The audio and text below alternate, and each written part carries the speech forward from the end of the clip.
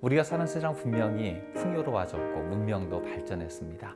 고등교육 받은 사람도 많아서 세상은 역대 어느 시대보다 안전해졌다 생각했습니다. 하지만 최근의 전염병 사태는 그 모든 것이 오해였음을 말해주고 있습니다. 본문에 나오는 이사야가 살던 시대도 비슷했습니다. 칼, 기근, 전염병의 두려움이 항상 더했습니다. 하지만 그런 가운데서도 두려움을 극복해내서 하나님 주신 믿음의 선물을 받는 사람들이 있었습니다. 어떻게 그런 삶이 가능했을까요? 두려워하지 말라, 내가 너와 함께함이라. 놀라지 말라, 나는 내 하나님이 됨이라. 내가 너를 굳세게 하리라. 참으로 너를 도와주리라. 참으로 나의 의로운 오른손으로 너를 붙들리라. 먼저 내 삶을 위협하는 두려움이라는 존재를 인정해야 가능합니다. 사람이 가진 가장 기본적인 욕구 중에 생존과 안전의 욕구가 있습니다. 아마도 이런 모든 두려움 뒤에 있는 원초적 두려움, 죽음 때문일 겁니다. 이런 두려움의 감정은 성경은 무시하거나 도피하라고 말하지 않습니다. 오히려 직시하고 대면해라 이야기합니다.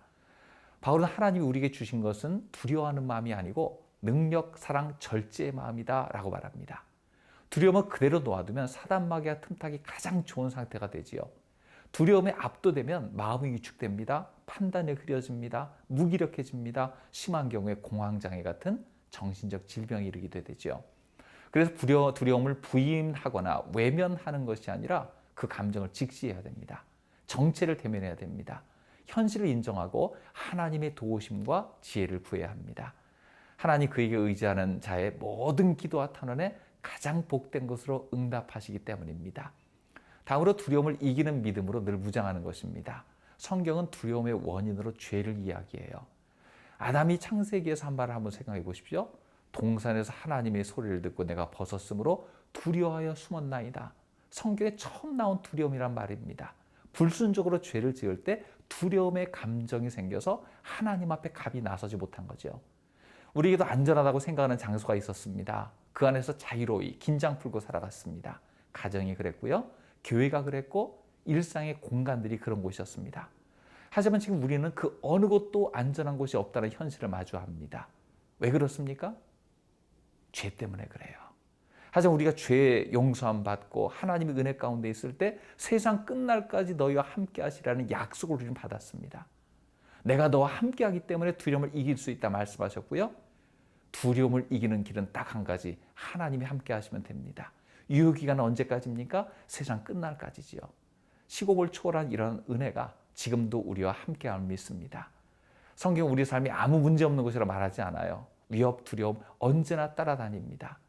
사망의 음침한 골짜기로 다닐지라도 이 말씀 무엇을 얘기합니까? 그런 곳을 우리가 다닐 수 있다는 거예요. 면제해 주시는 것이 아니라 오히려 그 가운데서도 너와 함께 하겠다. 두려움 대신 담대함을 가져라 이야기하는 것입니다.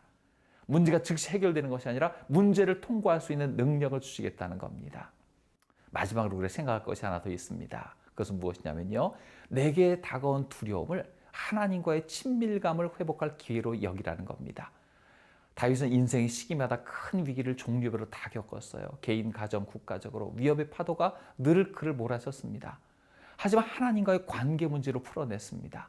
하나님과의 복된 관계를 방해하는 죄의 문제를 해결하고 하나님과의 친밀함을 회복하려고 애썼습니다.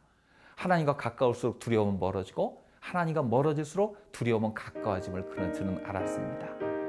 하나님과의 친밀한 삶은 두려움 속에 마비되는 삶이 아닙니다. 오히려 그 속에서 기대감을 품는 삶입니다.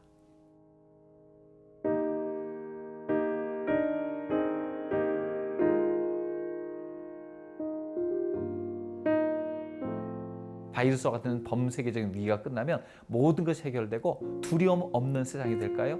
아닙니다. 새로운 종류의 문제, 두려움이 생길 겁니다. 상상치도 못한 두려운 일들이 개인, 나라에, 전 세계에 발생할 겁니다. 그때 기억할 것은 하나님 말씀은 시공을 초월하여 진리라는 사실입니다. 두려움의 감정에 압도되지 말고 죄 문제를 찾아 정결케 되어 하나님과의 친밀함을 회복할 때에 담대하게 문제와 맞설 수 있고 우리와 함께 하실 때 더 큰 복을 누릴 줄로 믿습니다.